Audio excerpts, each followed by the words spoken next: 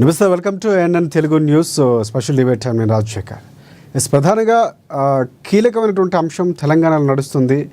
10 మంది ఎవరైతే ఉన్నారో ఎమ్మెల్యేలు సంబంధించినటువంటి పార్టీ ఫిరాయింపులకు సంబంధించి కోర్టు తీర్పునిచ్చింది. దీనికి సంబంధించి బీఆర్ఎస్ పార్టీ హర్షం వ్యక్తం చేస్తూనే ఉప ఎన్నికలకు సిద్ధంగా ఉండాలని అల్టిమేటం జారీ చేస్తుంది. కేసీఆర్తో మాట్లాడుతున్నటువంటి సందర్భాలు కూడా ఉన్నాయి. అలాగే ఎమ్మెల్సీ ఎన్నికలకు సంబంధించినటువంటి ఎవరైతే ఉన్నారో ఎమ్మెల్సీ ఎన్నికల్లో పార్టీ ఫిరాయించిన వారికి కూడా ఇలాంటి ఒక నోటీసులు ఇచ్చే ప్రయత్నం, లేకపోతే వారికి సంబంధించినటువంటి వ్యూహ రచనకు కూడా బీఆర్ఎస్ పార్టీ సిద్ధమవుతున్నట్లు తెలుస్తోంది. సో ఇంకా ప్రధానంగా కాంగ్రెస్ పార్టీకి సంబంధించి ఎవరైతే పార్టీలో జాయిన్ అయ్యారో వారికి సంబంధించిన సందిగ్ధత కొంతవరకు కొనసాగుతుంది. కోర్టు ఇచ్చిన తీర్పులు 7 నెలలైనా అనర్హత పిటిషన్కి సంబంధించి నోటీసులు ఎందుకు ఇవ్వలేదని ప్రశ్నించింది. దానికి స్పీకర్ స్పందించడం, నోటీసులు ఇచ్చామని చెప్పే ప్రయత్నం క్లియర్గా చేశారు. సో నోటీసులు ఇచ్చాం, సమయం కొంత కావాలన్నారు. క్లియర్ కట్గా ఏదైతే చట్ట ప్రకారం చట్టానికి లోబడే అక్కడ చర్యలు తీసుకుంటామని కూడా క్లియర్ కట్గా చెప్పింది. ఏదైనా ఫైనల్గా అంతిమంగా తీర్పు ఇవ్వాలి, లేకపోతే ఒక డెసిషన్ తీసుకోవాలంటే మాత్రం స్పీకర్ అయినటువంటి క్లియర్ కట్గా ఉన్నటువంటి సందర్భం.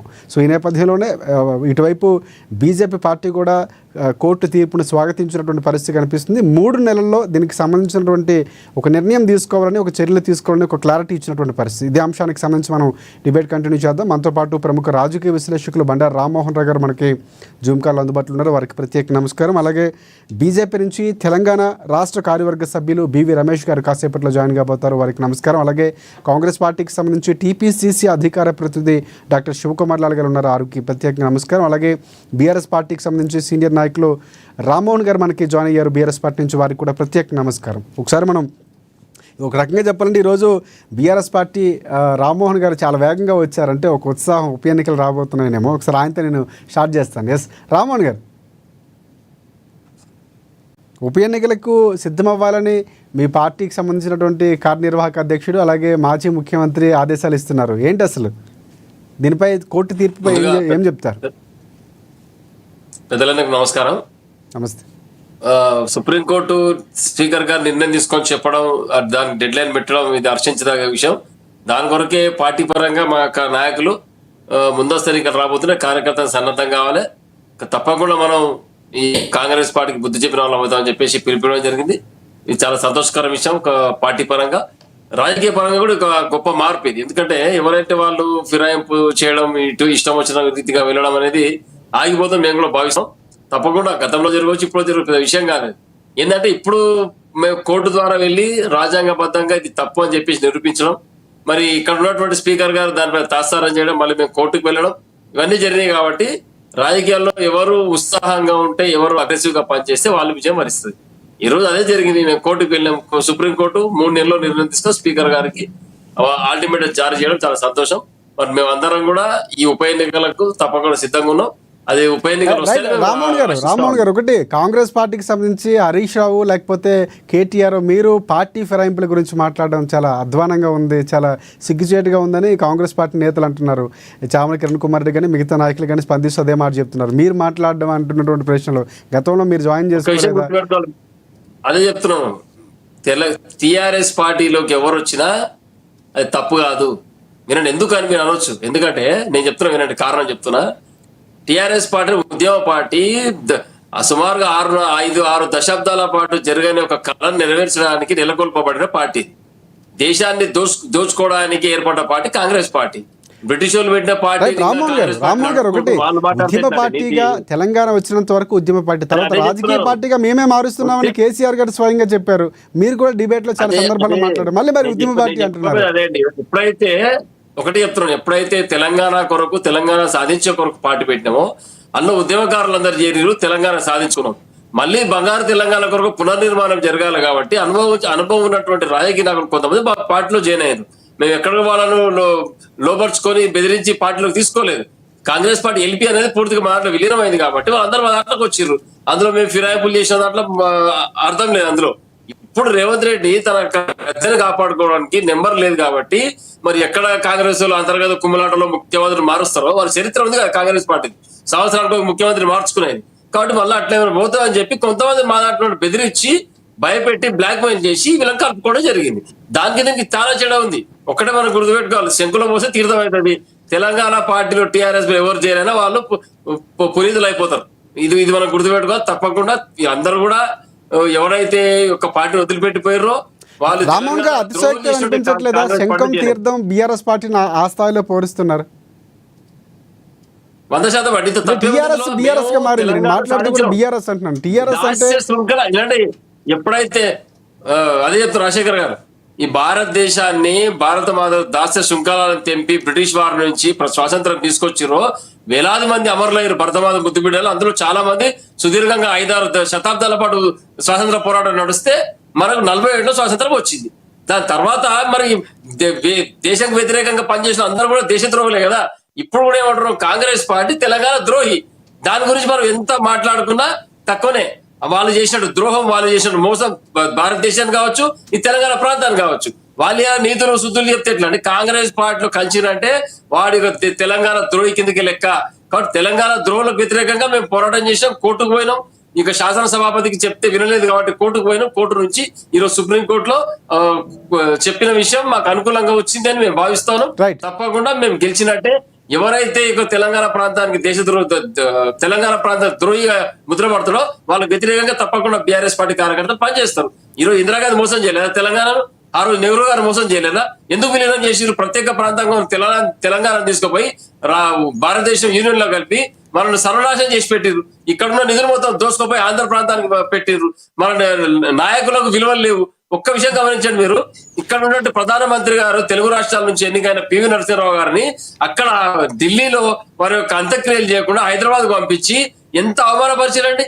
ఒక్కసారి అంత పెద్ద మనిషి, బహుభాషా కోవిదుడు, కవి ఈ యొక్క కాంగ్రెస్ పార్టీని గద్దెనెక్కించిన ఆ రోజు ఇబ్బందికర పరిస్థితులలో పార్టీని నడిపిస్తే ఆయన ఒక ప్రధానమంత్రి హోదాలో ఆయన అక్కడ శవ సంస్కారాలు, దహన సంస్కారాలు, అంతిమ క్రియలు జరపకుండా ప్రధానమంత్రి ఇక్కడ అవమానం చేసి పంపించారు. నువ్వు అదే అక్కడ సోనియా గాంధీ, రాజీవ్ గాంధీ, వాళ్ళ కుటుంబ సభ్యులు అందరూ కూడా అక్కడ వీరు మర్యాద ఇచ్చుకుంటారు. కాబట్టి ఇందిరాగాంధీ గారికి, నెహ్రూ గారికి 50 ఎకరాలు ఉన్నటువంటి స్మృతివనాలు ఏర్పాటు చేసుకొని ఏం చేసింది నెహ్రూ గారు? ఇది ఒక భారతదేశాన్ని సర్వనాశి. ఆయనకు 50 ఎకరాలలో స్మృతివనం. మరి నీ అధికారం పెట్టుకున్నావు నీ కుటుంబ సభ్యులని. రామ్మోహన్ గారు మన ఫిరాయింపుల గురించి మాట్లాడదాం, మళ్ళీ మీ దగ్గరికి వస్తారు. మనకి రాజకీయ విశ్లేషణ అందుకనే అదే చెప్తున్నాంటే ఇటువంటి తెలంగాణ ద్రోహి పార్టీలోకి వాళ్ళు జాయిన్ అయ్యారు కాబట్టి, వాళ్ళు ఫిరాయించారు కాబట్టి మేము ఒకటే చేస్తాను, ఖచ్చితంగా సుప్రీంకోర్టు పోయినాం, అందులో గెలుస్తాం. కోర్టుపై నమ్మకం ఉంది, మేము విశ్వాసంగా చెప్తాను. తప్పకుండా రామ్మోహన్ రావు గారు నమస్తే సార్. నమస్తే రాజశేఖర్ గారు. చాలా వరకు చూసే ఉంటారు పార్టీల ఫిరాయింపులు అనేవి ఈ రోజు కదే చాలా రోజుల నుంచి వస్తున్నాయి. కానీ ఇక్కడ ఒక కోర్టు ఇచ్చిన సూచనలు లేకపోతే బీఆర్ఎస్ పార్టీ హర్షం చేయడం కాకుండా, సో దాని ముందు నుంచి గతంలో కూడా మనం వ్యతిరేకిస్తున్నటువంటి సందర్భం. ఇక్కడ కోర్టు తీర్పుని లేకపోతే స్పీకర్ నిర్ణయానికి సంబంధించి 7 నెలలైనా ఎందుకు వారికి నోటీసులు ఇవ్వదని చెప్పడం, ఈ అంశాలు చాలా కీలకంగా ఉన్నాయి. దానికి సంబంధించి ఏమంటారు మీరు? రాజశేఖర్ గారు, మీకు అట్లాగే ప్యానల్ మిత్రులకు నమస్కారం. నేను కోర్టు తీర్పు వరకే మాట్లాడతాను. మిగతా అదన విషయాలు చాలా మంది మాట్లాడుతున్నారు, అది మాట్లాడతాం. ఎందుకంటే కింద పడ్డ పంచోతే మీద పడ్డ పంచోతే అని తెలంగాణ సాగుతున్నది. ఈ పార్టీలను ఏం చేస్తున్నాయంటే ఆ తీర్పే కాదు, ఓ సూచన. కేవలం అది స్పీకర్ కు 3 నెలల లోపల తెలుసవయ్యా అన్నది. తెలుసవయ్యా అన్నారు కానీ ఫిరాయింపులు కరెక్టే, వాళ్ళని తీసేయమని చెప్పలే, వద్దని చెప్పలే కదా. ఏమంటే దీనికి ఇంత సంబరపడ్డేమైంది అనుకుంటున్నాను. ఒక రకం చెప్పాలంటే గతంలో 2 సార్లు బీఆర్ఎస్, అప్పుడు టీఆర్ఎస్ అసలు గెలవలే. బీఆర్ఎస్ అనేది మొన్న 2023 ఎన్నికల మాత్రమే 39 మంది ఎమ్మెల్యేలు ఇచ్చింది బీఆర్ఎస్ పేరు మీద. అంతకుముందంతా 2 ఎన్నికలు టీఆర్ఎస్ పేరు మీద జరిగినాయి కనుక టీఆర్ఎస్ అంటారు. టీఆర్ఎస్ లో అప్పుడు ఏం జరిగిందంటే 2 సార్లు సిఎల్పీను, అంటే ఆనాడు 2014లో గెలిచిన టీడీపీని, అట్లాగే కాంగ్రెస్ ను, ఆఖరి చివరి కమ్యూనిస్ట్ పార్టీ ఒకటి గెలిస్తే ఆ ఒక్కడిని కూడా రవీంద్ర నాయక్ అని నా మిత్రుడు, మన దేవరకొండ ఎమ్మెల్యే, అందరినీ చేర్చుకొని పార్టీలు నిర్ణయం చేసుకున్నారు.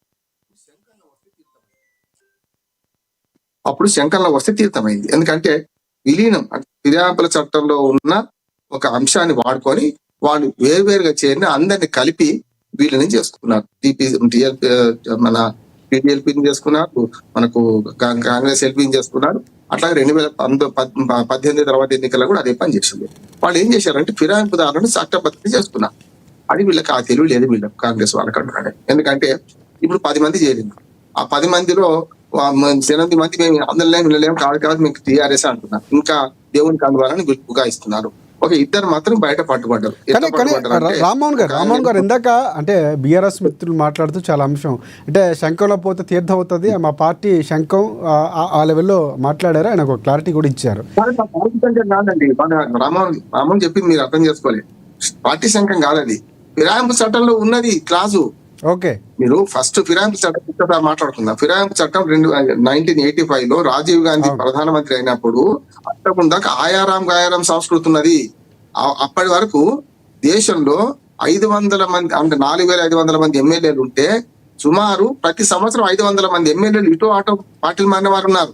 హర్యానాలో ఒక ఆయన హరిరామ్ అంటే ఒక ఆయన ఉండే, ఆయన ఒకటే వారం రోజులు 3 పార్టీలు మారిండు. అది చరిత్ర అంటున్నాం. మన దగ్గర చెప్తాను, మన మైనంపల్లి హనుమంతరావు గారు ఉన్నారు, ఒకటే రోజు 3 పార్టీలు మారిండు. ఆయన పొద్దున టిఫిన్ ఓ పార్టీలు చేసిండు, మధ్యాహ్నం పార్టీలు చేసి రాత్రి డిన్నర్ ఇంకో పార్టీలో ఉన్నాడు. అటువంటి మహానుభావులు ఉన్నారు మన దగ్గర. కనుక అప్పుడు గాయారం సంస్కృతిని తీసేయడానికి, ఇటువంటి ఫిరాయింపులు దుర్మార్గాన్ని అరికట్టడానికి యువ ప్రధానమంత్రి రాజీవ్ గాంధీ గారు ఈ చట్టం తెచ్చిండు. ఆ చట్టం తెచ్చినాడు ఏముంది, ఒక 2 నిమిషాలు చెప్తాను. ఆ చట్టం తెచ్చినాడు ముగ్గురు సింపుల్ మెజార్టీ చెప్తాను. 3 ఎమ్మెల్యేలు ఒక పార్టీకి, ఒకటి మారితే ఫిరాయింపు చట్టం కిందకి ఆడుకోమన్నాడు. ఇంకేమున్నది 1/3 పెట్టినప్పుడు, అంటే 3 ఉంటే ఒకడు 100 ఉంటే 33 మంది చేస్తే అయిపోద్ది అన్నట్టు. కానీ ఆ తర్వాత ఆచరణకు వచ్చేవాళ్ళు ఏమైందంటే 3 ఉంటే ఒకటి చేరినాక ఫిరాయింపుదారు కారణప్పుడు ఇది కష్టమని తర్వాత 2000 సంవత్సరం తర్వాత దానిలో సవరణ చేసిండు. ఏమనంటే కాదు 2/3 అన్నారు. అంటే 3 ఉంటే 2 పోతే అప్పుడు పార్టీ చీలిక లెక్క చేర్చున్నారు. అది కరెక్ట్. ఇప్పుడు ఏమైంది, 2 సార్లు బీఆర్ఎస్ చేర్చుకుంది నైతికంగా కరెక్ట్ కాదు, చట్టపరంగా కరెక్ట్ అంటున్నాడు. శంకర్లో తీర్థం అంటే బీఆర్ఎస్ శంఖం కాదు, అది మన చట్టం శంకర్లో పోసిన వాళ్ళు. చట్టం శంకర్లో ఎట్లా పోసిందంటే 2/3 మెజార్టీ తీసుకుంటే అయిపోతుంది. 21 మంది మన కాంగ్రెస్ ఎమ్మెల్యేలు ఉన్నప్పుడు 13 మంది చేసుకున్నారు, 2/3 అయింది. 19 మంది కాంగ్రెస్ ఎమ్మెల్యేలు ఉన్నప్పుడు 12 మంది చేసుకున్నారు, 2/3 అయింది. కనుక చేరింది ఒకేసారి కాదు, వాళ్ళందరూ వరుసగా చేరుతుంటే కాంగ్రెస్ వాళ్ళకి ఆనాడు తెలివి ఉంటే ఒక 2-3 పోగానే కేసు ఉప ఎన్నికలు బీఆర్ఎస్ పార్టీ ఎక్స్పెక్ట్ చేస్తుంది. సో వచ్చే అవకాశం ఉందంటారా? చెప్తాను మీరు అసలు ఈ తొందర ఎందుకు. నేనేమంటున్నానంటే సుప్రీంకోర్టు తీర్పు ఏందో అడ్వకేట్ చెప్తాను. తీర్పు కాదు, అది సూచన మాత్రమే. ఓకే, వాళ్ళ చేతిలో ఏం తీర్మానం లేదు, అదే చెప్పింది. ఆ 10th షెడ్యూల్ లో మేము వేలు పెట్టడానికి వీలు లేదు. రాజ్యాంగ సంస్థలైన స్పీకర్ గాని రాష్ట్రపతి గాని గవర్నర్ వీళ్ళు కొన్ని ఉన్నాయి. 10th షెడ్యూల్ లో స్పీకర్ అధికారాలు నిర్ణయించబడ్డాయి. దాన్ని మేము వేలు పెట్టడానికి వీల్లేదు. కనుక మీకే సూచన చేస్తున్నాము, 3 నెలల లోపల తీర్చండి అన్నది. ఏం తెలుస్తుందో తెలియకుండా ఉప ఎన్నికలు వస్తాయని సమరపడితే ఎట్లా? రామ్మోహన్ సమరపడ్డ తప్పే, కాంగ్రెస్ నష్టపోయిన తప్పే అంటున్నాను. ఏం జరగలేదు ఇంకా మొదలై. ఇంకో మాట చెప్తాను, ఈ సిరిసిల్లాలో ఏమని చెప్తాను నేను. వరుసగా 10 మంది చేరలేదు, అనుకోని చేరిండు. చేరిన వాళ్ళు రకరకాల వెర్షన్ చెప్తున్నారు. వీళ్ళందరి మీద స్పీకర్ ఫిర్యాదు చేసింది మొట్టమొదటి బీఆర్ఎస్ పార్టీ. స్పీకర్ ఫిర్యాదు చేస్తే నైతికంగా పక్కన పెట్టండి, స్పీకర్ ఏం చేసుకోవాలి చర్య తీసుకోకపోతే హైకోర్టు సింగిల్ బెంచ్ పోయిండు. సింగిల్ బెంచ్ స్పష్టంగా 4 వారాల్లో నిర్ణయం చేయండి అయ్యా, లేకపోతే బాగుండదు, మేము నిర్ణయం తీసుకోవాల్సి వస్తుందని మాట అన్నది. 4 వారాలు అయిపోయింది, 4 నెలలు అయిపోయింది, చేయలే. మళ్ళీ డివిజన్ బెంచ్ పోయిండు. డివిజన్ బెంచ్ ఇంకో తీర్పు ఇచ్చింది. ఈ రెండింటి మీద మీరు రైట్ అంటే లాభం లేదు. అసలు విషయం చెప్పకుండా వాళ్ళు కొట్లాడుకుంటే నేను ఎందుకు? నేనేమంటున్నాను, అక్కడి సుప్రీంకోర్టుకు పోయింది. సుప్రీంకోర్టుకు పోయి 10 నెలలు అయింది. సుప్రీంకోర్టులో 9 సార్లు వాదనలు విన్నారు వీళ్ళందరి. నేనేమో సుప్రీంకోర్టు ఏమంటున్నానంటే, అయ్యా వీళ్ళకి 3 నెలల ముద్దతు పెడుతున్నావు కదా, నీ సంగతి ఏంది? 4 నెలలు తీర్పు రిజల్ట్ పెట్టుకుంది సుప్రీంకోర్టు. 4 నెలలు, రేపు 3వ తారీఖు, ఇవాళ 1వ తారీఖు కదా, ఎల్లుండికి 4 నెలలు. ఏది ఈ తీర్పు ఇవ్వడానికి, రిజర్వ్ పెట్టుకున్న తీర్పు ఇవ్వడానికి చేసి కొండంత ఎలకని కూడా పట్టలేదు. కొండంత రాగా తీసి ఏదో పాట పాడినరు. ఆఖరికి ఏమైందంటే మళ్ళీ బాల్ ఎక్కడికి వచ్చింది? స్పీకర్ కోర్టులోకి వచ్చింది. స్పీకర్ నిర్ణయం తీసుకోకపోతే సుప్రీంకోర్టు ఏం చేస్తారని ప్రశ్నిస్తున్నాను. పార్టీలలో పక్కన పెట్టండి, స్పీకర్ నిర్ణయం తీసుకోండి, 3 నెలల తర్వాత తీసుకోండి. ఏం చేస్తారు వీళ్ళు? చట్టం చేయండి అని వాళ్ళని ఆసక్తి వ్యక్తం చేస్తూ పార్లమెంట్ లో ఒక చట్టం చేయండి అన్నారు. అది చెయ్యకుండా ఈ గుడుగుడు కొంచెం ఎన్ని రోజులు ఆడతారో మొత్తం పార్టీలు తమ అవసరాలు తమ అధికారంలోకి వచ్చిన అవతల పార్టీలను ఆకర్షిస్తున్నాయి, చేసుకుంటున్నారు. వాళ్ళ అవకాశం పోతే ఏడుస్తున్నారు, వాళ్ళ పార్టీ ఎమ్మెల్యేలు పోతే ఏడుస్తారు. ఓటర్లు ప్రజలు ప్రధానంగా ఓటర్లు కాదండి, వీళ్ళే చెప్తున్నాం కదా. ఇప్పుడు ఓటర్ల ప్రజలకు ఏమైతుంది? ఒక పార్టీకి ఓటేస్తున్నారు, ఆ పార్టీ ఉండట్లేదు, అభ్యర్థి ఉండట్లేదు. సెన్సిటివ్నెస్ కూడా ప్రజలకు పోయింది. వీళ్ళందరూ దొంగలని తెలుసు, అది మాట అంటున్నారు, దొంగలని తెలుసు. కానీ ఏమనుకుంటున్నారంటే సచిదానికి వచ్చిందే కట్నం, డబ్బు మద్యం తాగుతుంటే వేస్తున్నారు. అది వాళ్ళ తప్పు కాదు, వీళ్ళ తప్పే, ఇష్టం తప్పు. ఇంకో మాట చెప్తున్నా ముగిస్తాను. ఇక్కడ ఏమైందంటే ఏం జరుగుతుందో చెప్తాను. 3 నెలల టైం ఇచ్చారు. 3 నెలల తర్వాత ఏం చేయాలనుకుంటే ఏం చేస్తారు వీళ్ళు? సుప్రీంకోర్టు కూడా ఏమీ చేయలేదు. 10వ షెడ్యూల్ మార్చలేము. ప్రభుత్వానికి విజ్ఞప్తి చేస్తున్నాం, సూచన చేస్తున్నాం. కేంద్ర ప్రభుత్వం ఈ చట్టంలో ఫిరాయింపుల మీద ఒక మంచి అవకాశం మంచి తీసుకోండి అన్నాడు. అది కూడా చెప్పి నేను ముగిస్తాను. ఏం చేయాలంటే ఇది ఎట్లా చేసినా ఏమంటారు, దానికి చాట తవుడు చేసి కుక్కలకు పంచాలు పెట్టినట్టే ఉంటది. సుప్రీంకోర్టు ఏం చేయాలంటే ఒక సూచన కాదు పాటు ఒక అధికారం ఉపయోగించి కేంద్ర ప్రభుత్వానికి అయ్యా చట్టం చేయండి అని చెప్పాలి. ఏం చేయొచ్చు అంటే స్పీకర్ అధికారం తీసేయాలి. ఇప్పుడు ఈ ఫిరాయింపు చట్టంలో 2 మార్పులు అయినాయి కదా, ఎవరికి 1/3 నుంచి 2/3 చేసారు కదా. ఇప్పుడు ఏం చేయాలంటే మీకు స్పీకర్ అధికారం తీసేయాలి. స్పీకర్లు అందరూ ఏమైందంటే ఒక పార్టీ కట్టుబడి వాళ్ళు అయిపోయారు. ఇవాళ కొత్త కాదు రాజశేఖర్ గారు. అంతకుముందు మనకు సురేష్ రెడ్డి గారు స్పీకర్ గా ఉన్నప్పుడు, రాజశేఖర రెడ్డి గారు ముఖ్యమంత్రిగా ఉన్నప్పుడు తెలంగాణ ఉద్యమకారుడైన ఎమ్మెల్యే గెలిస్తే 10 మందిని ఆయన తీసుకున్నాడు అక్రమంగా. తీసుకుంటే ఆనాడే ఇప్పుడు మొదలైంది కాదు, తీసుకుంటే దాని మీద 4 సంవత్సరాలు లేట్ చేసిండు సురేష్ రెడ్డి. వీళ్ళ పార్టీలు ఉండొచ్చు, బీఆర్ఎస్ లో ఉండొచ్చు. చేసి 3 నెలల ముందు ఇక ఎలక్షన్స్ వస్తాయినప్పుడు నేను అనర్హత వేటు వేస్తే పెన్షన్ కూడా రాదాయా మీకు, అనర్హత విధించుకోండి చూడండి, మీరు రాజీనామా చేయండి అంటే మధ్యవర్గం రాజీనామా చేసిండు వాళ్ళు. పాత లొల్లు ఉన్నది. ఇప్పుడు ఏం చేస్తారంటే వీళ్ళు ఈ 4 ఏళ్ళు నడుపుతారండి. ఇప్పుడు 7.5 అయిపోయింది, ఇంకో 2-3 ఏళ్ళు నడుపుతాడు. సుప్రీంకోర్టు ఏం చర్య తీసుకునే అవకాశం లేదంటున్నారు కదా, వాడి చేతులు అధికారం లేదు. వాళ్ళు ఏం చేయొచ్చు అంటే గతంలో రాహుల్ గాంధీ పదవి పోయింది చూసినా మీరు, ఎట్లా పోయింది? 2 సంవత్సరాలకి శిక్ష ఎక్కువ పడితే పదవి వద్దని లక్షద్వీప్ ఎంపీ ఒకరు, రాహుల్ గాంధీ ఎంపీ పదవి కూడా పోయింది. అట్లా ఏం చేయొచ్చు అంటే సూచన చేసి స్పీకర్ అధికారాలు తీసేసి ఈ చట్టంలో ఏం మార్పు చేయాలంటే ఎలక్షన్ కమిషన్ కి అధికారం ఇవ్వాలి. ఏమయ్యాలి? ఒక పార్టీ నుంచి ఫిరాయించిన, ఆ పార్టీ సస్పెండ్ చేసిన, ఆ పార్టీకి వ్యతిరేకంగా విప్పుకు వ్యతిరేకంగా ఓట్లు వేసిన, ఆ పార్టీకి వ్యతిరేకంగా స్టేట్మెంట్ ఇచ్చిన, అప్పుడు పార్టీ ఫిర్యాదు చేస్తే ఆటోమేటిక్ గా పదవి ఇవ్వాలి. ఇది వచ్చేదాకా ఈ గుడుగుడు కొంచెం వీళ్ళు ఆడుతూనే ఉంటారు. ఎవరికి లాభం అయితే వాళ్ళు చేర్చుకుంటారు, ఎవరికి నష్టం అయితే వాళ్ళు ఏడుస్తుంటారు. వాడు ఏడుస్తుంటాడు, వాడు నవ్వుతుంటాడు. గతే తేడా ఏం జరిగేది లేదు. మీరు అన్నట్టు చాలా చివరిగా ఒప్పుకుంటున్నారు రాజశేఖర్ గారు, ప్రజల తీర్పును అవమానపరుస్తున్నారు. ఏ బీ ఫామ్ మీద గెలిచిండ్రో ఆ బీ ఫామ్ మీద గెలిచిన పార్టీలో 5 ఏళ్ళు ఉండాల్సిందే, కట్టుబడి ఉండాల్సిందే పార్టీకి. లేకపోతే ఎప్పుడు మారినా బీ ఫామ్ మీద గెలిచి మారంగానే పదవి పోవాలి. ఒక సింపుల్ ఎగ్జాంపుల్ చెప్తా. ఇప్పుడు దానం నాగేందర్ గారు ఏ పార్టీ మీద గెలిచిండు? బీఆర్ఎస్ ఎమ్మెల్యే గెలిచిండు. బీఆర్ఎస్ పార్టీ అప్పుడు బీఆర్ఎస్ పడి గెలిచి ఏం చేసిండు? ఇంకో పార్టీ దాని మీద ఎంపీగా పోటీ చేసిండు. చాలా ఇంకా ఆధారం ఏం కావాలి? ముంజేది కంకణానికి అర్థం కావాలి. నీకేమన్నా అరకపూడి గాంధీ ప్రతిపక్ష పార్టీ ఇచ్చాల్సిన బిఎస్సి పదవి అంటే వీళ్ళందరూ ఒక మాట సార్ ఒకటే ముగిస్తాను. ఇప్పుడు రాజశేఖర్ గారు పరిష్కారం వైపు పోదామంటున్నా. ఇప్పుడు వీళ్ళందరూ కొట్లాడుకుంటే వినడానికి మనం ఏం లాభం? ప్రజలు విసుకుంటున్నారు అంటున్నా. ఇప్పుడు నాకు లాభం అయిందని బీఆర్ఎస్ అనుకుంటుంది, మాకు లాభం అయిందని వీళ్ళు అనుకుంటున్నారు. నేను లాభం కూడా చెప్తా. కాంగ్రెస్ పార్టీ ఏం చేయొచ్చు అంటే ఒక వెసులుబాటు 4 నెలలు అప్పుడు ఇచ్చింది కోర్టు. ఏది వాళ్ళ ముడి కింద ఈ మాట అంటున్నాడు, తీర్పు పెట్టుకొని అది ఇచ్చింది. ఇప్పుడు 3 నెలల టైం స్పీకర్ ఇచ్చింది కదా. వీళ్ళు కాంగ్రెస్ పార్టీ వాళ్ళు కొంచెం అలర్ట్ ఉంటే ఈ 3 నెలల లోపల మరొక 16 మందిని బీఆర్ఎస్ ఎమ్మెల్యేలు చేర్చుకుంటే, గతంలో బీఆర్ఎస్ ఎట్లా కేసీఆర్ గారు ఆ ప్లాన్ చేసిండో అది సక్సెస్ అవుతుంది. అప్పుడు ఇది లెక్కలకు రాదు, ఫిరాయింపుల కిందకి రాదు. వాళ్ళు 16 మంది అక్కడి నుంచి వస్తారా, దిక్కు లేదు అనే దాని మీద చూడాలి. అంటే వాళ్ళకి అవకాశం చెప్తున్నా. కాంగ్రెస్ పార్టీలో 16 మందిని చేర్చుకుంటే ఈ 10, ఆ 16, 26 అవుతారు. 26 అవసరం. 38 మంది ఉన్నారు బీఆర్ఎస్ ఎమ్మెల్యేలు. 26 వస్తేనే ఫిరాయింపు చట్ట కింద రాకుండా తప్పించుకుంటాం. రైట్. శివకుమార్ లాల్ గారు నమస్తే. అన్ని అవకాశాలు ఉండి కూడా చేసుకోలేదు. రామ్మోహన్ గారి మాటలు ఆడుతుంటే ఆయన చెప్పినటువంటి ఎక్స్ప్లెనేషన్ వింటే సో కాంగ్రెస్ పార్టీ తప్పిదంగానే కనిపిస్తుందా అన్నటువంటి అనుమానాలు వ్యక్తం అవుతున్నాయి. ఏంటి అసలు అంటే ప్రధానంగా బీఆర్ఎస్ పార్టీ ఉప ఎన్నికలకు సిద్ధం కావాలని ఆల్రెడీ పిలుపునిస్తుంది. సో మీరేమంటారు? ఏఎన్ఎన్ న్యూస్ ప్రేక్షకులకు, మీకు ప్యానల్ ఉన్న వారికి నమస్కారం. నమస్తే. ఒకటి ఏంటంటే, ఏదైతే సుప్రీం కోర్టు ఏదైతే నిర్ణయం తీసుకుందో అది ఉట్టి సూచన సలహా అని ఏదైతే ఇప్పుడు బండారి రామ్మోహన్ రావు గారు చెప్పిందో దానికి నేను ఖచ్చితంగా ఏకీభవిస్తున్నాను. అంటే ఏదైతే స్పీకర్ కి ఆయనకి ఏదైతే జ్యుడిషియల్ పవర్స్ ఉన్నాయో స్పీకర్ ని అటు సుప్రీం కోర్టు ఆదేశాలు ఇవ్వడానికి అవకాశం లేదు. ఇది మన చట్టంలో ఒక లొసుకది.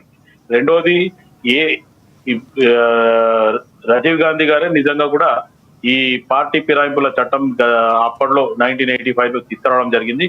ఇందిరాగాంధీ గారు చనిపోయిన తర్వాత రాజీవ్ గాంధీ గారు ఆయనకి ఈ పాలిటిక్స్ కి నిజంగా కూడా చాలా దూరం ఉన్న వ్యక్తి. అటువంటి కూడా తప్పదు దేశాన్ని కావాలా అనుకున్నప్పుడు ప్రధానమంత్రిగా ఆయన రావడం జరిగింది. ఆయన వచ్చిన తర్వాత ప్రజలకు రకంగా మేలు చేస్తామనే ఉద్దేశంతోనే రాజీవ్ గాంధీ గారు ఇటువంటి నిర్ణయాలు తీసుకోవడం జరిగింది. కానీ కాలక్రమేణా అవన్నీ ఎట్లా జరిగిపోతున్నాయంటే, ముందు నార్త్ లో స్టార్ట్ అయింది, మన తర్వాత మళ్ళీ మన దగ్గర జరిగింది. ఇప్పుడు మొన్న 2/3 మెజార్టీ అనే రకంగా గతంలో 10 సంవత్సరాల కింద కేసీఆర్ గారు మొత్తానికి కాంగ్రెస్ పార్టీ నుండి అటు టీడీపీ నుండి తీసుకొని అట్లా మెర్జ్ చేయడం జరిగింది. కానీ అప్పట్లో ఉత్తమ్ కుమార్ రెడ్డి గారు పిసిసి అధ్యక్షుడిగా ఉండి కేసు వేయడానికి కొంచెం టైం తీసుకోవడం జరిగింది. కానీ మొన్నటిసారి మటుకు ఖచ్చితంగా ఏదైతే టీపీసీసీ అధ్యక్షుడు రేవంత్ రెడ్డి గారు అయిన తర్వాత ఖచ్చితంగా దీని మీద కేసు ఇవ్వడం జరిగింది. అది టైం పట్టింది, అప్పటికే ఆలస్యం అయిపోయింది. 2/3 మెజారిటీ అనే రకంగా కూడా అక్కడ అది కేసు వేసినా కానీ దానికి ఏమీ లాభం లేకుండా పోయింది. కానీ ఇప్పుడు ప్రస్తుతానికి మొన్న కాంగ్రెస్ పార్టీ గెలిచిన తర్వాత ఈ 18 నెలల్లో కాంగ్రెస్ పార్టీ అధికారంలోకి రాగానే ఈ టిఆర్ఎస్ బిఆర్ఎస్ వాళ్ళు మొత్తానికి టిఆర్ఎస్ బిఆర్ఎస్ అయిన తర్వాత మీ పార్టీని కూలదోస్తాం, 10 మంది మా ఎమ్మెల్యేలే ఉన్నారు, ఇళ్ళకి మేమే పంపించినాం, వాళ్ళు మా దగ్గరకు వస్తారు, కూలదోస్తాం అనే రకంగా వాళ్ళు మాట్లాడడంతో ఇటు కాంగ్రెస్ పార్టీ ఇమీడియట్ గా మేము కూడా ఎవడైతే కూలదోస్తాడో రండిరా చీర్చి పేగుడు మెడలు వేసుకుంటామని చెప్పి ముఖ్యమంత్రి గారు అప్పట్లో అనడం జరిగింది. కానీ ఇప్పుడున్న పరిస్థితుల్లో ఏదైతే టిఆర్ఎస్ బిఆర్ఎస్ వాళ్ళు చేస్తేనేమో సంసారము, వేరోళ్ళు చేస్తే వ్యభిచారం అనే రకంగా టిఆర్ఎస్ బిఆర్ఎస్ వ్యవహరిస్తుంది. సరే, కానీ ఇక్కడ ఇందాక రామ్మోహన్ గారు మాట్లాడుతూ శివలాల్ గారు అంటే క్లియర్ కట్గా చట్టబద్ధం చేసుకోవడంలో లేకపోతే ఒక రకమైనటువంటి నిర్ణయం తీసుకోవడంలో బీఆర్ఎస్ పార్టీకి కాంగ్రెస్ పార్టీకి తేడా అదని ఇందాక రామ్మోహన్ గారు కూడా చెప్పినటువంటి సందర్భం. రామ్మోహన్ రావు గారు అదే మాట్లాడారు, బీఆర్ఎస్ పార్టీ నుంచి ఆయన కూడా అదే మాట్లాడారు. అదే అంటే ఇప్పుడు ఆ టైం అట్లా ఉండే రాజశేఖర్ గారు ఇమీడియట్ గా వాళ్ళు 2/3 మెజార్టీ చేసుకోవడం జరిగింది. దాని తర్వాత చట్టబద్ధతగానే వాళ్ళు ఉన్నారు అనేది ఒక క్లారిటీ అయిపోయింది. కానీ ఇప్పుడు ఉన్న పరిస్థితిలో ఇప్పుడు అనలిస్ట్ బండారు రామారావు గారు చెప్పినట్టు ఇంకా కొంతమంది కాంగ్రెస్ లోకి వస్తే మటుకు అది 2/3 మెజార్టీ కింద కౌంట్ అవుతుండొచ్చు. కానీ ఇప్పుడున్న పరిస్థితుల్లో అవి బహుశా ముందు రోజులలో చూద్దాం ఏం జరుగుతుందని. కానీ ప్రస్తుతానికి మటుకు ఏదైతే సుప్రీం కోర్టు ఏదైనా స్పీకర్ నిర్ణయం వరకే అంటారు, స్పీకర్ నిర్ణయం తీసుకునేంత వరకు వెయిట్ చేయాలంటారు. ఇప్పుడు స్పీకర్ నిర్ణయం అంటే సిద్ధం అవుతుంది బీఆర్ఎస్ పార్టీ.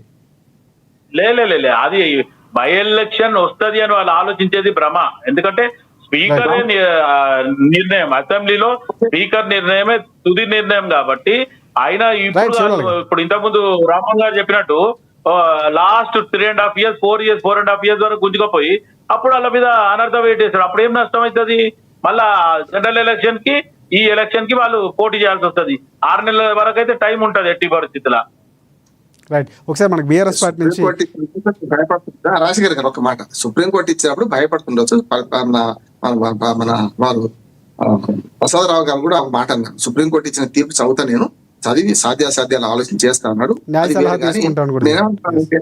అదే ఇప్పుడు ఎవరైతే పార్టీ కూలుస్తాడో కడియం శ్రీహరి మళ్ళీ చేరింది కదా మీ దానిలా. కడియం శ్రీహరి ఈ మాట అన్నాడు, ఫస్ట్ అన్నది పల్లా రాజేశ్వరరావు గారు కడియం శ్రీహరి ఇద్దరు అన్నారు కదా. అన్నోనే తెలుసుకున్నారు మీరు, ఉడుకుని కాదు, వేరే కాదు. రెండవది కడియం శ్రీహరి గారు కావ్య అనే బిడ్డను నిలబెట్టి కాంగ్రెస్ పార్టీ కండువా కప్పుకొని ప్రచారం చేసిండు. మన గణపురం మన వరంగల్ పార్లమెంట్ సీట్ల ఏది ఎమ్మెల్యే అయినేమో బీఆర్ఎస్ ఎమ్మెల్యే చేసిన ప్రచారం దానికి ఈ స్పీకర్లు పక్షపాత రహితంగా లేరు, దానివల్ల వస్తున్న సమస్య. రైట్, ఒకసారి మనకి బీజేపీ నుంచి తెలంగాణ రాష్ట్ర కార్యవర్గ సభ్యులు బివి రమేష్ గారు జాయిన్ అయ్యారు. ఎస్ రమేష్ గారు నమస్తే అండి. నమస్తే అండి. రైట్, రమేష్ గారు మీకు అదేవిధంగా ఈ చర్చలో పాల్గొన్న పెద్దలందరికీ కూడా నమస్కారాలు తెలియజేస్తా ఉన్నాము. పార్టీ ఫిరాయింపులకు సంబంధించి తీర్పుపై మీ బీజేపీ పార్టీ అభిప్రాయం చెప్పండి. పార్టీ ఫిరాయింపుల మీద ఈ చర్చ, అదేవిధంగా సుప్రీంకోర్టు ఏదైతే ఇచ్చిందో ఈ గైడ్ లైన్స్ చూసి ఇప్పుడు ఉన్నటువంటి వాళ్ళు భయపడొచ్చు, కానీ ఆఖరికి వచ్చేలాక మళ్ళీ అది స్పీకర్ కానివ్వండి, ఇక్కడ ఉన్నట్లు ప్రభుత్వము గతంలో కేసీఆర్ ప్రభుత్వం ఏం చేసిందండి, చివరి వరకు మళ్ళీ వాళ్ళ పూర్తి కాలం కంప్లీట్ అయ్యే వరకు కూడా ఇదే విధంగా కొనసాగింపు అనేది చేసుకుంటూ వెళ్ళింది. అప్పుడు ఇదే కాంగ్రెస్ పార్టీకి సంబంధించినటువంటి వాళ్ళు కోర్టులో కేసు వేయకుండా ఈ కాంగ్రెస్ పార్టీ, తెలుగుదేశం పార్టీకి సంబంధించిన వాళ్ళని ఎక్కువ మందిని తీసుకోవడం జరిగింది. ఆ రోజున తీసుకున్నా కూడా కాంగ్రెస్ పార్టీ వాళ్ళు కేసు వేయకుండా వాళ్ళు ఇద్దరు కూడా దాన్ని పూర్తి చివరి వరకు కూడా ఒక అండర్స్టాండ్ తో నడుపుకొని వెళ్ళారు. మేము భారతీయ జనతా పార్టీ తరపు నుంచి మేము కూడా చెప్పేది ఏంటంటే ఈసారి కూడా అదే విధంగా ఈ 5 సంవత్సరాలు కాలయాపన చేసుకొని అదే నడుపుకొని వెళ్తారు. వీళ్ళిద్దరు కూడా ఒక ఒప్పందంతో నడుపుకొని వెళ్తారు. ఈ రాజ్యాంగపరమైనటువంటి స్పీకర్ చేయాల్సినటువంటి వారికి ఉన్నటువంటి అధికారాల్ని సక్రమంగా వినియోగిస్తారని అనుకోవట్లేదు. ఎందుకంటే అది కాంగ్రెస్ పార్టీకి సంబంధించినటువంటి స్పీకరే ఉన్నారు కనుక ఆ పదవిలో ఆయన దీన్ని ఉపయోగిస్తారని అనుకోవట్లేదు. కానీ సుప్రీంకోర్టులో ఇది ఇష్యూ ఉన్నది కనుక మనం వేచి చూడాల్సిన అవసరం ఉందని చెప్పేసి నేను అభిప్రాయపడతా ఉన్నానండి దీంట్లో. అంటే ఉప ఎన్నికలు అని బీఆర్ఎస్ పార్టీ ఒక రకంగా సిద్ధం అవ్వాలని అక్కడ ఉన్నటువంటి కార్యకర్తలకు లేకపోతే పిలుపునిస్తున్నటువంటి సందర్భం ఉంది. రాజశేఖర్ గారు ఇదంతా కూడా భారతీయ బీఆర్ఎస్ పార్టీ ఏదైతే టీఆర్ఎస్ బీఆర్ఎస్ గా మారిందో వాళ్ళ యొక్క మనుగడ కోసం వాళ్ళు ఈ యొక్క ప్రయత్నం చేసేసి ఏదో డాంబికాలు పలుకుతా ఉన్నారు. ఇక్కడ ఉప ఎన్నికలు వస్తాయి అనేది వాళ్ళు చెప్పేసి కార్యకర్తలకి ప్రజల్ని మభ్యపెట్టే కార్యక్రమమే తప్ప అసలు వాళ్ళ పార్టీ ఇప్పుడు ఈ మధ్య కాలంలో చూసాము. ఏదైతే సీఎం రమేష్ గారు ఎక్కడైతే ఈ యొక్క కేటీఆర్ గారు పోయేసి ఈ రెండు కులాలని అదేవిధంగా మిగిలిన నాయకుల్ని తెలంగాణలో జరిగినటువంటి పరిణామాల్ని ఆ మద్యం కేసులో ఇరుక్కున్నటువంటి కవితకు సంబంధించినటువంటి ఇష్యూలో మనం అంతా ఎపిసోడ్ అంతా చూసాం.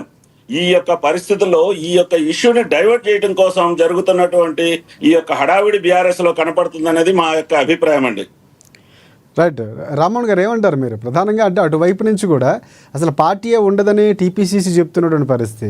సో ఇలాంటి సందర్భంలో ఉప ఎన్నికలని లేకపోతే ఇంకోటి ఏదో ఒక రకంగా చేసే ప్రయత్నం చేస్తుంది. ఇందాక ఇప్పుడు రమేష్ గారు మాట్లాడుతూ కూడా చాలా క్లియర్ కట్గా చెప్తున్నారు, అంటే డైవర్ట్ చేసే ప్రయత్నం చేస్తుంది ఆ ఇష్యూనని.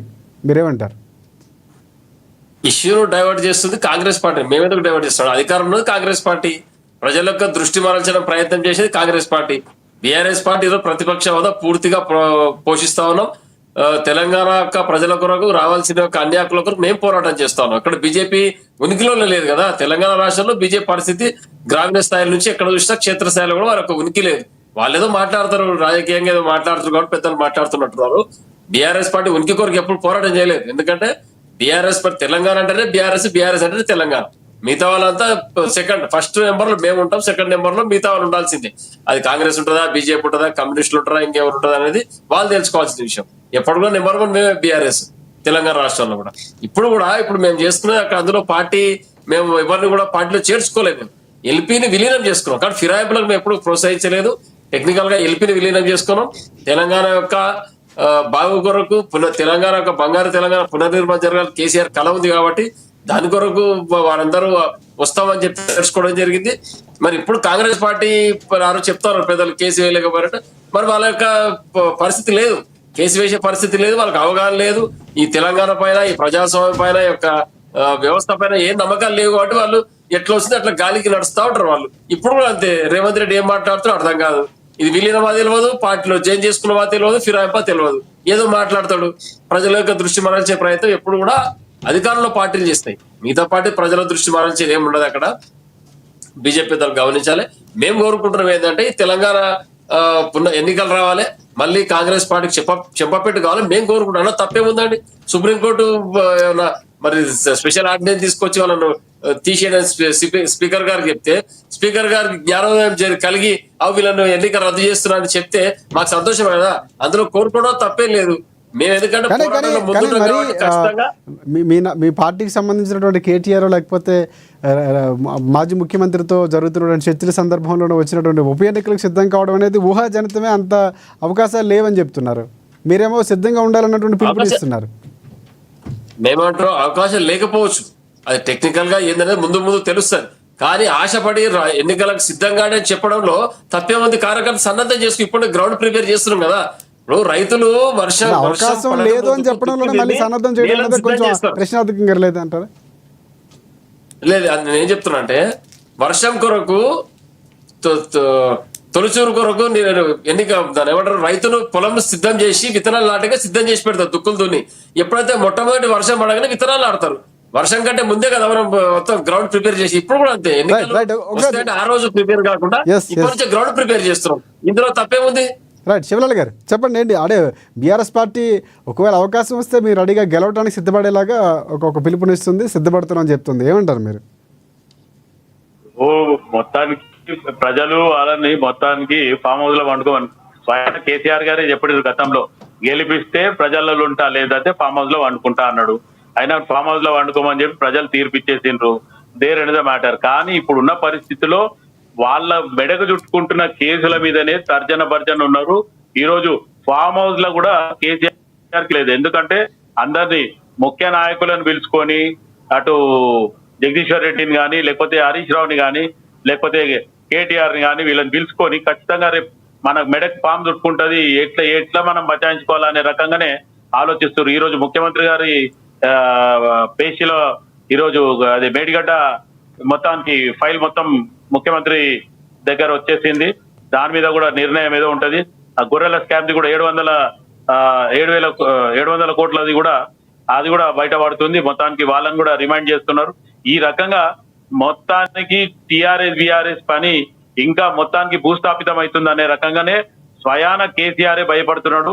ఇటు కేటీఆర్ అటువంటి తర్జన పడుతుండే. ఎందుకంటే సొంత చెల్లెలు ఆయనని ఇరకాటంలో పెడుతుంది. ఫోన్ టాపిక్ లా టిఆర్ఎస్ బిఆర్ఎస్ అప్పట్లో ప్రభుత్వం ఉన్నది, స్వయాన నా ఫోనే ట్యాప్ చేసిండ్రు అనే రకంగా ఆవిడ చెప్పడము. తర్వాత బీసీలో కులగణన మనం తప్పు చేస్తాము, అప్పుడు 33% ఉంటే 23 ఇచ్చినాం అనేది ఆమె చెప్పడము. ఇటువంటి కొన్ని ఎట్లున్నాయంటే టిఆర్ఎస్ బిఆర్ఎస్ ని మొత్తానికి ఆ బిఆర్ఎస్ ని మొత్తం ఇరకాటంలో పెట్టడము. బిఆర్ఎస్ ఎవరైతే అధినాయకుడు ఆయననే ఈ రోజు నిద్రపోకుండా మేల్కొని ఈ సమీక్షలు జరపాల్సి వస్తుంది. అంటే గతంలో అధికారంలో ఉన్నప్పుడు అటువంటిది ఇంత టెన్షన్లో లేని కేసీఆర్ ఈ రోజు ఖచ్చితంగా కుటుంబ పాలన మనుషులు మొత్తానికి ఈ రోజు టెన్షన్లు ఉన్నారు, వాళ్ళకి నిద్ర వస్తలేదు.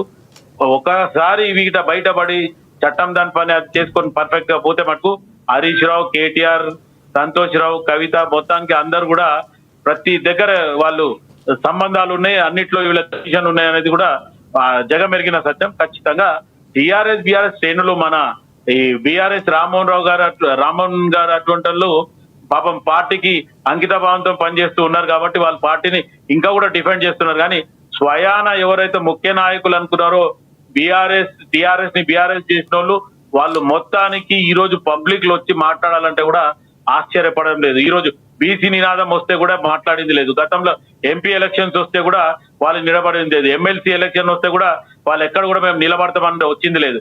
రేపు లోకల్ బాడీ ఎమ్మెల్సీలకు సంబంధించి కూడా పార్టీ ఫిరాయింపులపై చర్యలు తీసుకొని కోర్టుకు వెళ్తామని చెప్తుంది బీఆర్ఎస్ పార్టీ. ఆ ఊహాగానాలు కూడా వినిపిస్తున్నాయి. పార్టీ ఫిరాయింపు చట్టము ఏదైతే ఉందో లేకపోతే వాళ్ళు సుప్రీంకోర్టు కేసు వేసిండ్రో అవన్నీ కూడా ఒక సుప్రీంకోర్టు కూడా ఇటు స్పీకర్ కి సూచననే చేయడం జరిగింది తప్ప ఆదేశాలు ఇవ్వలేదు. ఆదేశాలు ఇవ్వలేదు అంటే స్పీకర్ కి కూడా ఆల్రెడీ ఒక జ్యుడిషియల్ పవర్స్ ఉన్నాయి కాబట్టి ఆయనకు ఆదేశాలు ఇవ్వడానికి సుప్రీంకోర్టుకు ఒక నిర్ణయం లేదు. అయితే వీళ్ళు సూచన చేశారు. సూచన అంటే జస్ట్ అడ్వైజ్ చేస్తే ఎవరింటారండి? పరిస్థితి గతంలో మీరు చేసినప్పుడు సంసారం ఏం చేస్తే వ్యభిచారమా అనేది ఇప్పుడు ప్రస్తుతం ఉన్న మా పార్టీ వాళ్ళు మాట్లాడుతున్నారు. అది ఇన్ జనరల్ గా ఇది ఇట్లనే కొనసాగుతుంది. There is no by elections I think. S Rammohan గారు, ఒకటి రిజర్వేషన్లకి అంశాలు పక్కన పెడితే బనకచర్లపైనో లేకపోతే తెలంగాణ నినాదాన్ని ఎత్తుకునే ప్రయత్నం చేస్తుంది. గతంలో టీఆర్ఎస్ని బీఆర్ఎస్గా చేసినప్పుడు లేకపోతే ఈ సందర్భాలు వచ్చినప్పుడు ఎక్కడ ఈ ప్రాంతీయత లేదంటారు, ఇప్పుడు మళ్ళీ ఎందుకు అదే అంశాన్ని తీసుకొస్తున్నారు అనేది ఒక ప్రశ్నలు వస్తున్నాయి. ఇలాంటి సందర్భంలో రాజకీయంగా తెలంగాణ అంశాన్ని తీసుకురావడం లేకపోతే మీరు మాట్లాడుతున్నట్లుగానే బీఆర్ఎస్ పార్టీయే తొలి పార్టీ, టీఆర్ఎస్ పార్టీయే ముఖ్యమైన పార్టీ, మా తర్వాత ఎవరని చెప్తున్నారు. సో దాన్ని ఏ విధంగా చూడాలంటారు? తెలంగాణ అస్తిత్వం కొరకు పోరాటం చేసింది మేము. కాంగ్రెస్ పార్టీ అంతకుముందుకు భారతదేశాన్ని, తెలంగాణ రాష్ట్రాన్ని, ఉమ్మడి ఆంధ్రప్రదేశ్ ను అప్రతిహతంగా పరిపాలన చేయడం జరిగింది. మరి వాళ్ళు ఎందుకు అభివృద్ధి చెందలేదు? తెలంగాణ రాష్ట్రం వాళ్ళు ఉన్నప్పుడు కాంగ్రెస్ పార్టీ, అక్కడ కేంద్రంలో కాంగ్రెస్ పార్టీ, తెలంగాణ ప్రాంతం ఉమ్మడి రాష్ట్రాన్ని పరిపాలించి కాంగ్రెస్ పార్టీ.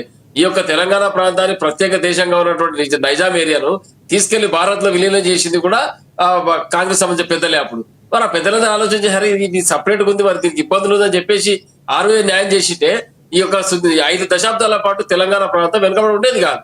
మరి అక్కడ కొన్ని మహారాష్ట్రలో కలిపారు, ఇక్కడ కొన్ని కర్ణాటకలో కలిపారు. ఈ యొక్క ప్రాంతాన్ని తీసుకొని నైజాం ప్రాంతాలు మొత్తం తీసుకొని ఆంధ్రలో విలీనం చేశారు. విలీనం చేసిన ఒప్పందాల ప్రకారం ఏం జరిగిందని అది ఎందుకు పాటించలేదు? రాష్ట్రంలో మీరే ఉన్నారు, కేంద్రంలో మీరే ఉన్నారు, మరి ఎందుకు ఈ యొక్క వెనుకబడ్డ ప్రాంతాన్ని అభివృద్ధి చేసి ముందుకు తీసుకోపోలేదు? మరి ఈ రోజు తెలంగాణ సాధించిన తర్వాత ఎంత అభివృద్ధి జరిగింది అనేది మనం ఒక్కసారి అంకెల ద్వారా కనిపిస్తుంది, కళ్ళకు కట్టినట్టుగా. మరి ఇదంతా జరుగుతుంది కాబట్టి మేము అదే చెప్తాను, కాంగ్రెస్ పార్టీ అనేది తెలంగాణ ద్రోహి. అది ఎవరు చెప్పినా చరిత్ర చెప్తుంది, మేము చెప్పుడు కాదు, మేము ఏదో ఊకదప్పుడు ఉపన్యాసాలు కాకుండా రాజకీయ ఆరోపణ కాదు, ఇది ఖచ్చితంగా చరిత్ర చెప్తుంది. గతంలో లిఖించిన చరిత్ర ఏం చెప్తుంది? కాంగ్రెస్ పార్టీ తెలంగాణకు తీరని అన్యాయం చేసింది. అది వాస్తవం. పెద్దలు ఎవరని చెప్తారు. రైట్. మరి అటువంటి ఫైనల్ గా వాళ్ళ రామ్మోహన్ గారు, ఫైనల్ గా ఏం చెప్తారు మీరు? పార్టీ ఫిరాయింపులు ఇప్పుడు ఇచ్చిన తీర్పు, లేకపోతే మీ అదే చెప్తున్నా, కాంగ్రెస్ పార్టీ చెప్పండి. అదే చెప్తున్నా, రేవంత్ రెడ్డికి కానీ కాంగ్రెస్ పార్టీకి కానీ దీనిపైన ఎలాంటి అవగాహన లేదు. ఈ చట్టం పైన అవగాహన లేదు, ఒక న్యాయ సమీక్ష పైన అవగాహన లేదు. వాళ్ళు అదే మళ్ళీ ఇప్పుడు అనేమంటున్నాడు శివన, మీరు చేసే సంసారం మేము చేసే వ్యభిచారం. ఖచ్చితంగా మీరు చేసే వ్యభిచారం. ఎందుకంటే మేము చేస్తున్నది విలీనం, ఫిరాయింపులకు మేము ప్రోత్సహించలేదు. మేము ఎల్పిని విలీనం చేసుకున్నాం. టెక్నికల్ గా చట్ట ప్రకారం ఏం జరుగుతుందో అదే చేస్తాం మేము. అంతేగాని చట్టానికి వ్యతిరేకంగా ఎక్కడ చేయలేదు. అది గమనించాలి మీరు. ఆ యొక్క డిఫరెన్స్ ఒక రేవంత్ రెడ్డి ఇష్టం వచ్చినట్టు మాట్లాడతారు, కాంగ్రెస్ వాళ్ళు ఇష్టం వచ్చినట్టు మాట్లాడతారు. కాబట్టి మీకు చెప్పేది ఒకటే, మీకు తెలంగాణ పైన ప్రేమ లేదు, చట్టం పైన అవగాహన లేదు, పరిపాలనలో సోయి లేదు. ఎక్కడ తిరిగి గద మీద కూర్చున్నాం, 5 ఏళ్ళు గడిచిపోవాలి, మా యొక్క జోబులు నిండాలి, మా పొట్టలు నిండితే చాలా చందంగా కాంగ్రెస్ పార్టీ తయారైంది. మేము ఇప్పుడు కూడా ఏం చెప్తున్నాం, ఇప్పుడు మేము ఆశిస్తాను. సుప్రీంకోర్టు సూచన చేసిందంటారా, తప్పకుండా చేస్తే చాలా సంతోషం. మేము ఆహ్వానిస్తాం. మళ్ళీ కోర్టుకు విన్నవించుకుంటాం. మళ్ళీ ఏమైనా జరుగుతుంది. మేము కోరుకునేది ఒకటే, ఈ యొక్క తెలంగాణ ఉద్యమానికి, తెలంగాణ ప్రాంతానికి ద్రోహం చేసి పోయిన కాంగ్రెస్ పార్టీకి పోయిన ద్రోహులకు చట్టం శిక్షించాలని, మళ్ళీ వాళ్ళ యొక్క ఎన్నిక రద్దు కావాలని, మళ్ళీ ఉప ఎన్నికలు రావాలని మేము మనస్ఫూర్తిగా కోరుకుంటాం. రైట్. రమేష్ గారు, మీరేమంటారు? ప్రధానంగా కాంగ్రెస్ పార్టీ తప్పిదాలు, లేకపోతే కాంగ్రెస్ పార్టీకి ఉన్నటువంటి తెలివి తక్కువతనమే ఈరోజు ఈ స్థాయికి తీసుకొస్తుంది. ఉప ఎన్నికలు రావాలని బీఆర్ఎస్ పార్టీకి సంబంధించినటువంటి రామ్మోహన్ గారు కోరుకుంటున్నారు. మీరు ఫైనల్గా ఏం చెప్తారు? అంటే మీ పార్టీ పూర్తిగా ఫిరాయింపులు అనేది ఎవరైనా రావాలంటే రాజీనామా చేసి రావాలి, పార్టీకి ఉన్నటువంటి సిద్ధాంతాలు వేరు. సో ఇక్కడ ప్రధానంగా తెలంగాణలో జరుగుతున్నటువంటి అంశాలు కానీ, లేకపోతే దీనికి సంబంధించి బీజేపీ పార్టీ ఒకవేళ ఎలాంటి నిర్ణయాలు తీసుకోబోతుంది? ఫైనల్గా ఏం చెప్తారు? కంక్లూడ్ చేయండి. ఈ రోజు మనం చూసామండి, గతంలో కాంగ్రెస్ పార్టీలో ఉన్నటువంటి వాళ్ళు, గెలిచిన వాళ్ళు ఏదైతే ఆ రోజు కేసీఆర్ గారు వాళ్ళని తీసుకున్న తర్వాత, ఆ రోజు ఏదైతే పార్టీ అధ్యక్షుడిగా ఉన్నటువంటి ఉత్తమ్ కుమార్ రెడ్డి గారితో వాళ్ళకు ఉన్నటువంటి అనుబంధాన్ని, ఆ యొక్క బంధాన్ని కొనసాగిస్తూ ఆ కాలాన్ని పూర్తిగా కంప్లీట్ చేసుకున్నారు. ఎక్కడా కేసు లేకుండా ఏమి లేకుండా చేసుకొని వచ్చారు. ఈ రోజున వీళ్ళు ఏం చేస్తా ఉన్నారు? వీళ్ళు ఈ యొక్క ఉన్నటువంటి బీఆర్ఎస్ యొక్క పూర్తిగా మనుగడ సాధించడం కోసమే ఈ రోజు ఈ కేసులు ఆఖరికి ఒకటి రాజ్యాంగ పరంగా ఉండాల్సి ఉన్నటువంటి ఏవైతే హక్కులు స్పీకర్ దగ్గర ఉంటే ఆ స్పీకర్ కంప్లీట్ చేయరు. అది సుప్రీంకోర్టు నుంచి వచ్చింది. ఏం చేస్తారనేది మనం వేచి చూడాలి. ముఖ్యంగా ఇక్కడ ఒకటేనండి, ఇప్పుడు కాంగ్రెస్ పార్టీ ఏదైతే వాళ్ళు ఇచ్చినటువంటి గ్యారెంటీలు, 6 గ్యారెంటీలు కానివ్వండి, 420 హామీలు కానివ్వండి, వాటిని పూర్తిగా సక్రమంగా ఇక్కడ తెలంగాణ రాష్ట్రంలో కంప్లీట్ చేసే పరిస్థితి అయితే వాళ్ళ దగ్గర లేదు. దాన్ని మభ్యపెట్టే కార్యక్రమంలో వాళ్ళు ఏదేదో చెప్పుకుంటూ ఈ యొక్క కాలయాపన చేసుకుంటూ ముందుకు పోతారు. బీఆర్ఎస్ ని అదేవిధంగా బీజేపీని విమర్శించుకుంటూ, బీజేపీ ఏమో నిధులు ఇవ్వలేదు, మమ్మల్ని ఏమి చేయలేదని చెప్పేసి ఒక రకంగా మమ్మల్ని బదనాం చేస్తారు. అదేవిధంగా బీఆర్ఎస్ పార్టీ వాళ్ళతో ఉన్నటువంటి వాళ్ళకి అంతర్గతంగా వాళ్ళకి ఇండైరెక్ట్ గా ఉన్నటువంటి లాలూచీ కార్యక్రమాలతో వాళ్ళ మీద బయటకు మాట్లాడు. ఇవన్నీ కూడా ప్రజలు చూస్తా ఉన్నారు. రేపు నిజంగా రేపు ఎన్నికలు కానీ వస్తే, ఇప్పుడు స్థానిక సంస్థలు ఎన్నికలు వస్తున్నాయి, స్థానిక సంస్థల ఎన్నికల్లో కూడా చావు దెబ్బ. ఎందుకంటే అసలు బీఆర్ఎస్ అనే వాళ్ళు గ్రామాల్లోకి పోయి వాళ్ళు పోటీ చేసే పరిస్థితి లేదు. అదేవిధంగా కాంగ్రెస్ కి వచ్చే వాళ్ళ హామీలు ఇచ్చినటువంటి వాటికి ప్రజలు ఎదురు చూస్తా ఉన్నారు. బుద్ధి చెప్పడానికి సిద్ధంగా వాళ్ళు ఉన్నారు. ఇప్పుడు ఈ యొక్క మధ్యంతర ఎన్నికలు, ఈ 10 అసెంబ్లీ నియోజకవర్గాల్లో కానీ మధ్యంతర ఎన్నికలు వస్తాయని ఇది ఈ బీఆర్ఎస్ పార్టీ ఏదైతే చెప్తా ఉందో, వీళ్ళకి ఒకటి బాగా అలవాటు అయిపోయింది. తెలంగాణ రాష్ట్రం తెచ్చాం అనేది. పెళ్ళైన కొత్తలో ఉన్న హుషారు దాదాపు సంసారం చేయడం మొదలుపెట్టి 50 ఏళ్ళు అయిపోయిన తర్వాత కూడా ఇంకా పెళ్ళైన కొత్తలో ఉన్నటువంటి హుషారుని మేము చెప్తామంటే జనం నమ్ముతారు అనుకునేది పొరపాటు అండి. ఎందుకంటే మీ యొక్క బీఆర్ఎస్ వాళ్ళే పార్టీలో ఇక్కడ తెలంగాణ వచ్చింది అనుకున్నది చూసేవాళ్ళు. ఏదైనా మీరు చెప్పుకోవడం అనేది మీ మూర్ఖతనం అనేది మా యొక్క అభిప్రాయం.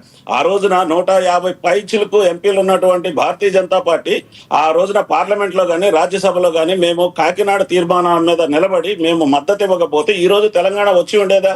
మాట్లాడితే తెలంగాణ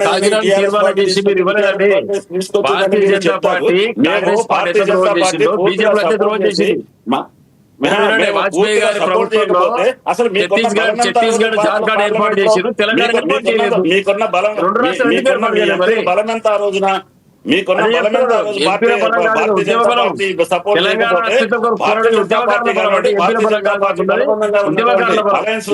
గమనించాల్సింది ఏంటంటే భారతీయ జనతా పార్టీ కేంద్రంలో ఉన్నప్పుడు అటల్ బిహారీ వాజ్పేయి గారి ప్రభుత్వంలో కూడా ప్రధానమంత్రిగా ఉండి ఛత్తీస్గఢ్ జార్ఖండ్ రెండు రాష్ట్రాలు ఏర్పాటు చేశారు.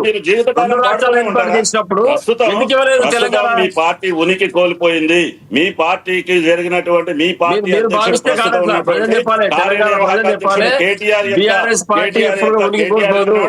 తెలంగాణ అస్తిత్వం ఉంటేనే బీఆర్ఎస్ పార్టీ. తెలంగాణ అస్తిత్వం ఉంటేనే బీఆర్ఎస్ పార్టీ. పూర్తిగా తెలంగాణలో మనుగడ లేకుండా పోతా ఉన్నది.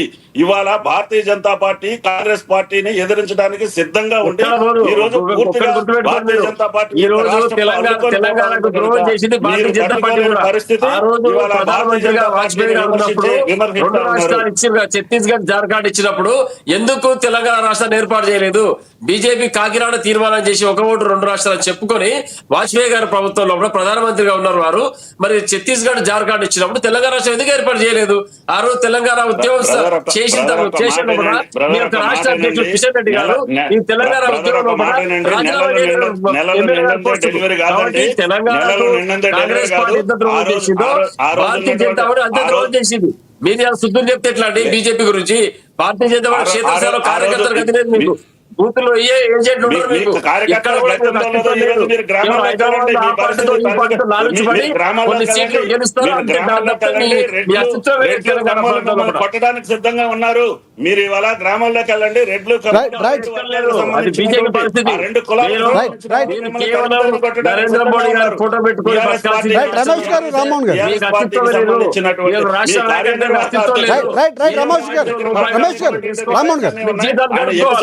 బయట పెట్టే అవకాశం ఉంది. అన్ని వచ్చిన తర్వాత అప్పుడు మీకు ఏం జరుగుతుందో మీరు గ్రామాల్లోకి పోతారు. రేపు ఓట్ల కోసం పోతారు. మేము ఎలక్షన్లు వస్తాను ఇప్పుడు సంకలేగరెత్తున్నారు కదా, గ్రామాల్లోకి పోయినప్పుడు మీకు తెలుస్తుంది. రైట్ రమేష్ గారు. ఎస్ ఫైనల్ గా శివలాల్ గారు కంక్లూడ్ చేయండి. రాజశేఖర్ గారు, ఇప్పుడు ప్రస్తుతానికి ఇటు టిఆర్ఎస్ ఆలోచించిన విధానంగా జరగాలనేది వాళ్ళ ఆలోచన, కానీ టిఆర్ఎస్ అనుకున్నట్టు ఇప్పుడు ప్రస్తుతానికి అయితే జరగదు.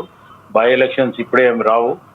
గతంలో కూడా కాంగ్రెస్ పార్టీ ముందే చెప్పడం జరిగింది. ఎందుకంటే ఈ టిఆర్ఎస్ బిఆర్ఎస్ లో గతంలో ఈ కుటుంబ పాలన దిక్కెళ్ళి కూడా కొంతమంది మేము ఆ పార్టీలో నిలదొక్కుకోలేము, రెండవది అసలు మాట్లాడడానికి కూడా అవకాశం లేదు అనే రకంగా కూడా వాళ్ళు చెప్పడం జరిగింది. చూద్దాం, ఒకవేళ అవసరం అనుకుంటే మా బిఆర్ఎస్ రామ్మోహన్ భాయ్ చెప్పినట్టు మిగతా వ్యక్తులు కూడా కాంగ్రెస్ పార్టీలో వచ్చేస్తే 2/3 మెజార్టీ తీసేసుకుంటే ఇంకా ఈ లొల్లే ఉండదు. అప్పుడు వాళ్ళ ఎలక్షన్స్ ఉండవు, ఏముండవు. దాని తర్వాత ఏమున్నా లోకల్ వార్డ్ ఎలక్షన్ గురించి బీఆర్ఎస్ వాళ్ళు ఆలోచిస్తే బాగుంటది. కాంగ్రెస్ పార్టీకి ఎవరు రాదు, అది జరగని పని. తప్పకుండా వాళ్ళ యొక్క శాసనసభ రద్దు కావాలని కోరుకుంటా ఉన్నాం. రైట్ అంటే ఆశపడ్డంలో మీరు ఎలా అయితే ఆశపడుతున్నారు, కాంగ్రెస్ పార్టీ కూడా ఆశపడుతుంది. రామ్మోహన్ గారు, మీరు ఉప ఎన్నికలు జరగాలని ఆశపడుతున్నారు, వాళ్ళేమో మొత్తం విలీనం కావాలి ఓపెన్ గా చెప్పినాకనే మీకు క్యాండిడేట్లు రావడం జరిగింది. ఇంకా చాలా మంది లైన్ లో ఉన్నారు. ఎందుకు ఇల్లు కాగానే పండుగ కాదు కదా, దేర్ ఇస్ టైం. రైట్ గతంలో దానం లాంటి వారు వచ్చినప్పుడు చాలా సందర్భాల్లో మా దగ్గర 13 మంది లైన్ లో ఉన్నారని చెప్పారు, కానీ చాలా వరకు స్తబ్దుగా ఉంది. రాజశేఖర్ గారు, గతంలో ఉన్న ముఖ్యమంత్రి కూడా ఈ రోజు తర్జన భర్జన పడుతుండు. గతంలో ఉద్యమ కాలంలో కూడా ఈ రోజు కేసీఆర్ ఇప్పుడైతే తర్జన భర్జన పడుతుండో, ఎంతైతే భయపడుతుండో ఉద్యమ కాలంలో కూడా భయపడలేదు. కానీ ప్రస్తుతానికి నేను గతంలో కూడా చెప్పడం జరిగింది, కేసీఆర్ ఉద్యమ కాలం వేరు. ఆల్రెడీ మీ ఎంపీలు ఇద్దరే, ఒకటి విజయశాంతి గారు, ఒకటి కేసీఆర్ గారు. కానీ మొత్తానికి ఎంపీలు ఉన్నదంతా కాంగ్రెస్ పార్టీయే. ఈ రోజు సోనియా గాంధీ గారు కూడా సుష్మా స్వరాజ్ గారిని పర్సనల్ గా ఒప్పిస్తే ఆమె ఒప్పుకుంది. అక్కడ బీజేపీ వాళ్ళు కూడా సపోర్ట్ చేయడం తెలియకపోతే ఒకటి శివలాల్ గారు, అది వేరే, అప్పుడు రావనున్నటువంటి సందర్భాలు వేరే. తెలంగాణ వచ్చింది, 10 ఏళ్ల పాటు అయిపోయింది, మీరు కూడా పరిపాలిస్తున్నారు. ఇప్పుడు పార్టీ ఫిరాయింపుల గురించి ఇలాంటి సంబంధించిన చట్టబద్ధతగా వెళ్లాల్సిన అవసరం ఉంది. థ్యాంక్ యూ చర్చలో పాల్గొన్నందుకు. శివలాల్ గారు మీకు ధన్యవాదాలు, అలాగే రామ్మోహన్ గారు మీకు కూడా ధన్యవాదాలు, రమేష్ గారు మీకు కూడా ప్రత్యేక ధన్యవాదాలు, అలాగే బండారు రామ్మోహన్ రావు గారు మనకి అనలిస్ట్, ఆయన కూడా వెళ్ళిపోయారు, ఆయనకు కూడా ప్రత్యేక ధన్యవాదాలు. చూద్దాం, అంటే పార్టీ ఫిరాయింపులకు సంబంధించి ఎవరి ధీమాల వాళ్ళు ఉన్నారు. ఉప ఎన్నికలకు సిద్ధంగా ఉండాలని బీఆర్ఎస్ పార్టీ సన్నద్ధం అయ్యి పిలుపునిస్తున్నటువంటి సందర్భం. అయితే గతంలో ఏం జరిగింది, ఇప్పుడే జరుగుతుంది. 10 ఏళ్ల పాటు లేకపోతే 5 ఏళ్ల పాటు అలా వెళ్ళే పరిస్థితి ఉంటుంది తప్ప ఎక్కడ మార్పులు చేర్పులు ఉండవని ఇటువైపు బీజేపీ కానీ లేకపోతే కాంగ్రెస్ పార్టీ ధీమా వ్యక్తం చేస్తున్నారు. కానీ ప్రజలు ఒక ఓటు వేసిన తర్వాత ఒక పార్టీకి సంబంధించి వారిని సంబంధించినట్టు అవమానం చేస్తున్నారా, లేకపోతే వారి విశ్వాసాలను తొంగలో తొక్కుతున్నారు అన్న అనుమానాలు వ్యక్తమవుతున్నాయి. కానీ దీనికి ఒక చట్టబద్ధత రావాల్సిన అవసరం ఉంది. సో ఈ అంశాలకు చాలా సంబంధించి బీజేపీ సిద్ధాంతాలు వేరు, కానీ మిగతా పార్టీలు వేరు. గతంలో పూర్తి స్థాయిలో చట్టబద్ధంగా మేము చేర్చుకున్నామని బీఆర్ఎస్ పార్టీ చెప్తున్నప్పటికీ కూడా కాంగ్రెస్ పార్టీ ఆ దిశగా వెళ్ళదని విమర్శలు చేస్తుంది. చూద్దాం ఇక్కడ స్పీకర్ ఎలాంటి నిర్ణయం తీసుకోబోతున్నారో. 3 నెలలు గడువు విధించినటువంటి పరిస్థితి కనిపిస్తుంది. ఇది వాళ్ళ డిబేట్ పాయింట్. మరిన్ని అప్డేట్స్ కోసం